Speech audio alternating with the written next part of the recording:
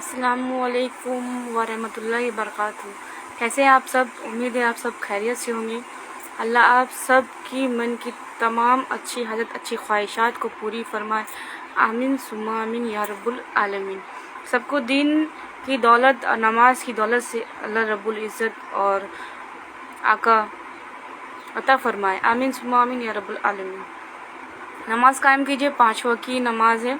नमाज कायम कीजिएगा। मेकअप और आपको ब्यूटी पार्लर जाने का कोई दरकार नहीं पड़ेगा। खुद ब खुद चेहरा में ग्लैमर आएगा, खूबसूरती आएगा, खुद ब खुद आएगा। आपको कहीं भी कोई मेकअप करना ना पड़ेगा, ना कुछ आपको कुछ भी दरकार पड़ेगा। वो खुद ब खुद आपका खूबसूरती ऐसे ही आ जाएगा। नमाज की फजलियत ये है।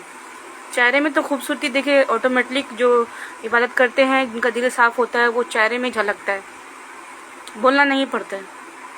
चेहरे से हर कुछ जाहिर हो जाता है। आप लोग भी देखिएगा कि बहुत लोगों का चेहरा से जाहिर होता है कि वो किस तरह का इंसान है, लेकिन आदमी बोलता नहीं है। बहुत लोगों को देख करके समझ में भी आता है ना, तो वो खुद ब खुद चेहरे से जाहिर होगा कि आप नमाजी है कि नहीं है, कि दिल साफ है या नहीं है, वो चेहरे से झलकता है। ठीक है। बहरहाल बहुत अच्छा लगता है अल्लाह तुझसे मांगना। ऐ मेरे अल्लाह सारी ज़िंदगी मुझे किसी और का मोहताज ना करना। आमीन सुम्मा आमीन या रब्बुल आलमीन। सबसे खूबसूरत बात है अल्लाह पाक अपना मोहताज करे, बंदा का मोहताज कभी नहीं करे। कम दे लेकिन उसमें इतना बरकत दे, इतना बरकत दे, इतना बरकत दे कि दूसरों को खा करके दे करके खाएं और सुकून की ज़िंदगी अता फरमाए अल्लाह पाक। आमीन सुम्मा आमीन या रब्बुल आलमीन। या रब ज़्यादा दे चाहे थोड़ा दे, लेकिन उसी में इतनी बरकत डाल दे किसी के आगे झोली ना फैलाना पड़े, उसी में सुकून अता कर। आमीन सुम्मा आमीन या रब्बुल आलमीन। है ना। मोहब्बत का हल, मुसीबत का हल, मोहब्बत का फल, मुसीबत का हल और आने वाला कल सब अल्लाह के हाथ में है। बेशक सब अल्लाह तबारक व तआला के हाथ में है।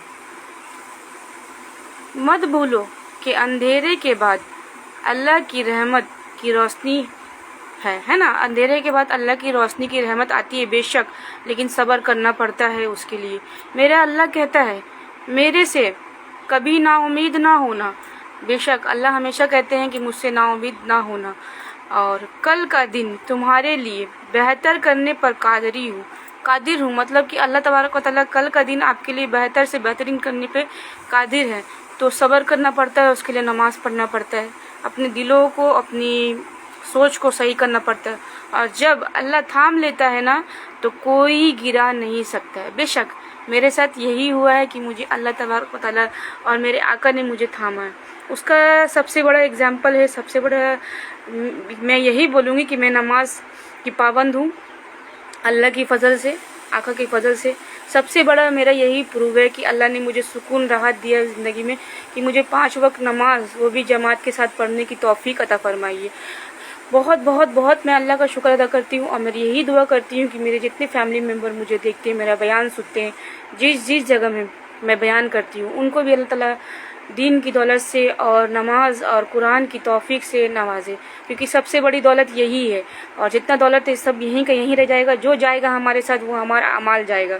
ठीक है। नमाज कायम कीजिए, अच्छा इंसान बनने की कोशिश कीजिए। कोशिश करने में कोई हर्जा नहीं है, कोशिश कीजिए, अल्लाह कबूल करेंगे। ठीक है। अल्लाह हाफिज़। खुश रहिए, खुशियाँ बांटिए, बड़े छोटों का लिहाज शर्म कीजिए।